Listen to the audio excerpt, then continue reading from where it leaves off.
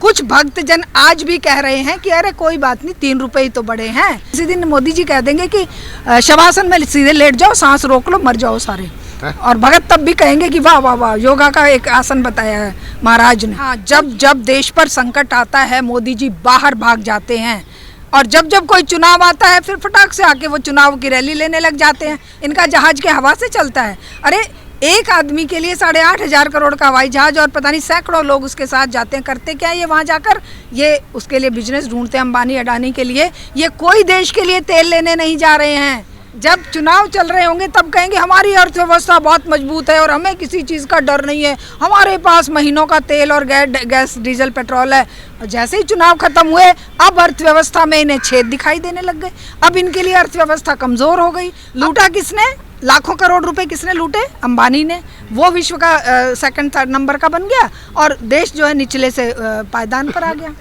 अरे तो अंबानी को बोलना सोना ना खरीदे, तो अडानी को बोलना वो जो सोने के जखीरे दबाकर बैठे हैं, जनता का सोना छीन के सारा तो उनकी तिजोरियों में जा लिया। जनता सोना कहाँ से खरीदेगी? जनता के लिए तो तुम कह रहे हो तेल में वो तड़का भी मत लगाओ। हारा कौन? इस देश की जनता। इस देश की जनता के ऊपर और ज्यादा हराया किसने? सिस्टम ने हराया। इस पूंजीवादी सिस्टम ने जनता को हलक में ऐसे सांस लेने लायक जगह नहीं छोड़ी है। और इसकी मुक्ति तभी संभव है जब इस सिस्टम को उखाड़ फेंकेगी जनता, क्योंकि धनबल ने जनबल का जीना मुहाल किया हुआ है। देश में बड़ा आर्थिक संकट आने वाला है, ये खुद प्रधानमंत्री कह रहे हैं। तो इसका मतलब क्या है? और जनता पर जो महंगाई की मार पड़ रही है उसका कारण को क्या है? क्योंकि युद्ध तो कई दिनों से चल रहा है और उस बीच में चुनाव भी हुए कई राज्यों में, तब तक किसी ने कोई सूद नहीं ली। लेकिन अब अचानक से आके ये कह देना कि भाई योगदान दीजिए, सोना मत खरीदिए और तेल का दाम बढ़ा देना, पेट्रोल की बचत करना, ये सब क्या मायने रखता है? कैसे देख रही हैं? देखिए, ये पूंजीवाद में तो एक तो अर्थव्यवस्था वैसे ही जन विरोधी होती है, लेकिन जो थोड़ी बहुत 2014 से पहले जनहितैषी थी वो सारी की सारी इन्होंने आकर खोखली कर दी।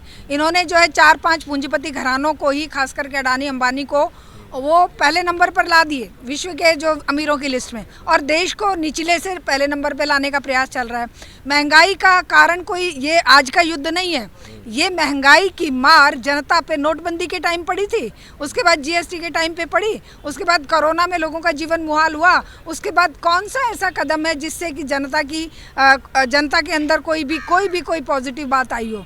कॉर्पोरेट टैक्स को ये कम करते जाएंगे, जनता का जो डायरेक्ट टैक्स है, जो सेल टैक्स है या दूसरे जीएसटी फीएसटी, सारे दुनिया भर के टैक्स महंगाई बढ़ाने के लिए ये लोग लगाते जाएंगे। ऊपर से कहेंगे जब चुनाव चल रहे होंगे तब कहेंगे हमारी अर्थव्यवस्था बहुत मजबूत है और हमें किसी चीज़ का डर नहीं है, हमारे पास महीनों का तेल और गैस डीजल पेट्रोल है।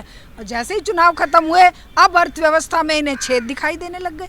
अब इनके लिए अर्थव्यवस्था कमज़ोर हो गई। अब जनता को लूटने के लिए, जनता को बर्बाद करने के लिए, जो बेचारी पहले से ही बेचारी जनता जो है वो सीधी गाय की तरह सींग हिलाना भी नहीं जानती, गाय कम से कम सींग तो हिला लेती है, ये जनता, राजनीतिक चेतना विहीन जनता, शिक्षा विहीन जनता, ये धर्म के और जातियों के बंधनों में जकड़ी हुई जनता आज त्राहिमाम कर रही है। लेकिन कुछ भक्तजन आज भी कह रहे हैं कि अरे कोई बात नहीं, 3 रुपए ही तो बढ़े हैं, तुम्हारे ऊपर ये 3 रुपए लग रहे हैं तुम्हें, लेकिन ये कभी 20 रुपए, कभी जब तेल 45 रुपए पर। और तमाम देशों के मुकाबले जो परसेंटेज में देखा जाए, भारत में सबसे कम परसेंटेज में पैसे बढ़े हैं। हाँ। और कई जगह पर तो 28, 30, 50 ऐसे बढ़ा है। हम आपको बताते हैं, जब 45 रुपए बैरल क्रूड ऑयल था तब यहाँ पर कितना तेल का दाम बढ़ा हुआ था?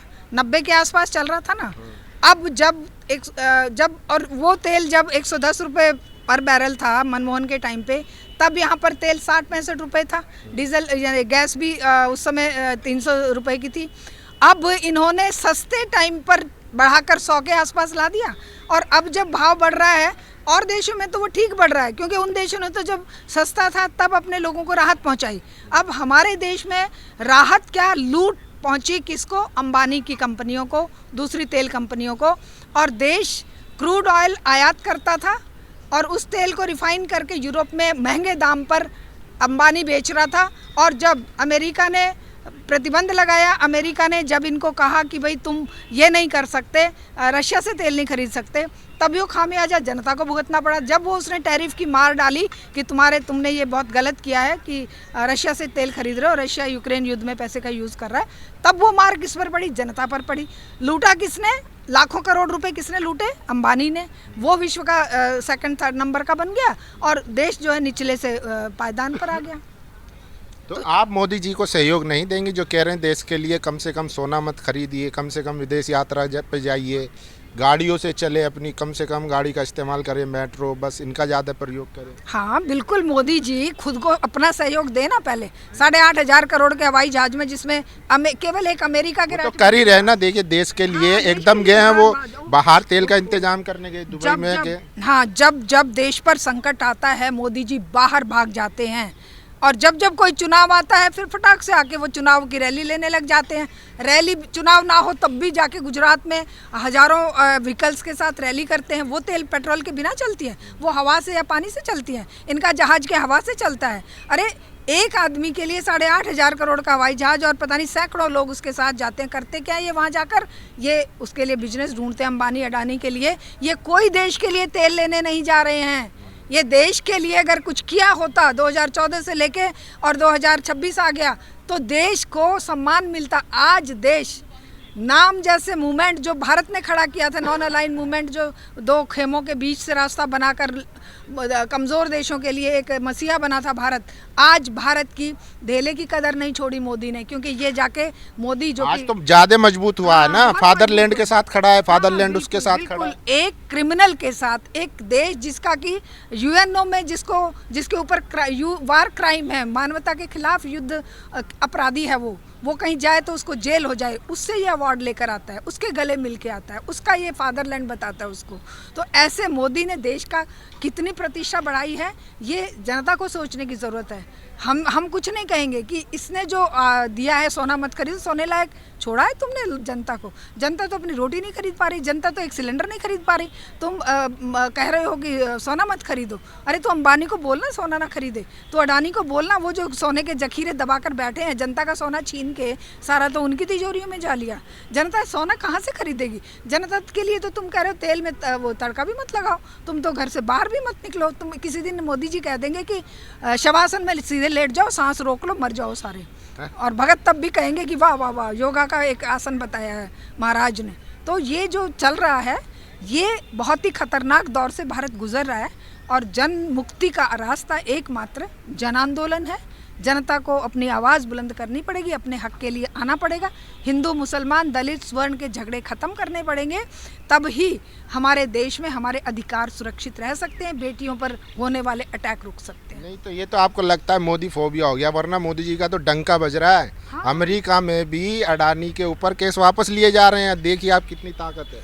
क्योंकि अडानी ने लाखों करोड़ डॉलर वहाँ पर इन्वेस्टमेंट करने का और रिश्वत खिलाने का, जो कि अमेरिका में जायज़ है, वो रिश्वत की मेरा मुकदमा आप हल्का कर दो, मैं इतने करोड़ डॉलर दे दूंगा, मैं इतने करोड़ यहाँ इन्वेस्ट कर दूंगा, देश का धन जो है वो लूट लूँगा और तुम्हारे पास जमा करा दूंगा। जो कि ट्रंप को अपनी साख बचाने के लिए, अपने देश में उनकी हालत बहुत पतली है, तो वो इन्हीं तरीक़ों से लूट रहा है डॉलर। और भारत में कह रहे हैं सोना मत खरीदो, डॉलर में जाता है, तेल मत खरीदो, पेट्रोल डीजल पर डॉलर खर्च होता है। वो सारे डॉलर तो छीन कर या तो मोदी के इसमें यात्राओं में खर्च हो रहे हैं, या वो अडानी के बिजनेस और इनमें रिश्वत देने में खर्च हो रहे हैं। तो भारत के पास बचा क्या है? भारत की प्रतिष्ठा, भारत के लोगों को हथकड़ी बेड़ियों में बांध कर यहाँ फेंक दिया, छात्रों को बोला, एक शब्द भी नहीं बोला। ऑपरेशन सिंदूर के लिए सैकड़ों बार उसने दावा किया कि मैंने बंद कराया, डरा के कि भाई तुम्हारा बिजनेस। मोदी तो बंगाल के लिए चुनावी जीत के लिए शुभकामनाएं दे रहा है मोदी जी को, ट्रम्प दे रहा है। चोर चोर मौसेरे भाई, मैं भी चोर तुम भी चोर, तुमने चोरी करी मैं तुम्हें बधाई दूंगा, मैं चोरी करूंगा तुम मुझे बधाई देना, है ना। वही ट्रम्प जो है जब इसकी डिक्लेयर करता है सार्वजनिक रूप से विश्व स्तर पर, जब कहता है मैं मोदी का राजनीतिक कैरियर चौपट कर सकता हूँ लेकिन मैं करूँगा नहीं, तब नहीं बोलता मोदी कुछ। अब वो जब उसको बधाई दे रहा है कि भाई तूने लूट लिया चुनाव, तूने जो ये इलेक्शन कमीशन को और सुप्रीम कोर्ट को और भाई सारे मिलिट्री आर्मी और पैरामिलिट्री फोर्सेस को झोंक कर 50,000 सैनिक से युद्ध लड़ रहा है अमेरिका ईरान के साथ, और भारत के एक छोटे से राज्य में चुनाव लड़ने के लिए 2.5 लाख पैरामिलिट्री भेजी जाती है। वो युद्ध जीता है मोदी ने नहीं जीता, इलेक्शन कमीशन ने जीता है, वो आर्म्ड फोर्सेस ने जीता है, सुप्रीम कोर्ट ने जीता है। हारा कौन है? जनता हारी है। विपक्षी दलों का कुछ नहीं बिगड़ता, वो वहाँ से पल्ला झाड़ के कहीं और जाके खड़े हो जाएंगे वोट मांगने। हारा कौन? इस देश की जनता। इस देश की जनता के ऊपर और ज़्यादा हराया किसने? सिस्टम ने हराया। इस पूंजीवादी सिस्टम ने जनता को हलक में ऐसे सांस लेने लायक जगह नहीं छोड़ी है, और इसकी मुक्ति तभी संभव है जब इस सिस्टम को उखाड़ फेंकेगी जनता, क्योंकि धनबल ने जनबल का जीना मुहाल किया हुआ है। तो ये जनबल जब धनबल को उखाड़ फेंकेगा, उस धन पर भी जनता का ही कब्जा, क्योंकि मेहनत तो जनता करती है। कौन पसीना बहाता है? आप पसीना बहा रहे हैं अभी। क्या वो जो मेन स्ट्रीम मीडिया वाला कोई दिख रहा है आपको पसीना बहाता हुआ? वो तो उनकी जी हुजूरी करने में, और वो जो चारण भाट पहले राजाओं के होते थे, वो आज मीडिया बना हुआ है। उनको तो ऐसी कमरों से फुर्सत नहीं है, क्योंकि उनको तो बैठे बिठाए मिलेगा। आप लोग जो मेहनत कर रहे हो, ये जनता के लिए कर रहे हो, और यही मेहनत रंग लाएगी और जनता जागरूक होगी। ये हमारा पक्का विश्वास है, क्योंकि इतिहास गवाह है, जब जब जनता जागरूक हुई है तब तब सत्ता धराशायी। आप सिस्टम पर ज़्यादा जो है गुस्सा हैं, तो लगता है आप कॉकरोच या पैरासाइट तो नहीं है जो सिस्टम पर हमला कर रही हैं? बिल्कुल हम हैं। हम तो जो पैरासाइट और कॉकरोच हैं उन्हीं को चैलेंज कर रहे हैं कि भाई ये युवा हमारे पैरासाइट नहीं है, कॉकरोच नहीं है, ये रीढ़ है इस समाज की, इस देश की। ये जन जागरूकता, राजनीतिक चेतना के लिए और लोगों को शिक्षित करने के लिए पसीना बहा रहे हैं, और तुम ऐसी कमरों में बैठ के जनता का गला काटने के लिए पूंजीपतियों से और सत्ता में बैठे उन टुकड़खोरों से मिले हुए हो। इसलिए तुम उनकी भाषा बोल रहे हो, और जनता की भाषा बोलने के लिए आप और हम लोग हैं। शुक्रिया। तो देखिए, लंबी बातचीत थी, लेकिन समझना होगा कि आज देश में चल क्या रहा है। जिस तरीके से जो इंटरनेशनल मार्केट में तेल की कीमतें बढ़ी, उसका असर भारत पर भी है। प्रधानमंत्री मोदी का ये कहना कि भारत में एक आर्थिक संकट आने वाला है, बहुत बड़ी आर्थिक मंदी आने वाली है, उसके लिए भारतवासियों को सहयोग करना चाहिए।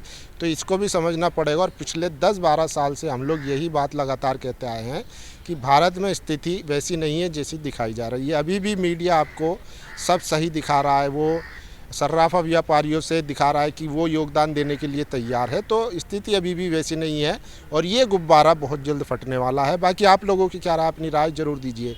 कैमरा पर्सन तोहिद के साथ जंतर मंतर, नेशनल दस्तक, दिल्ली।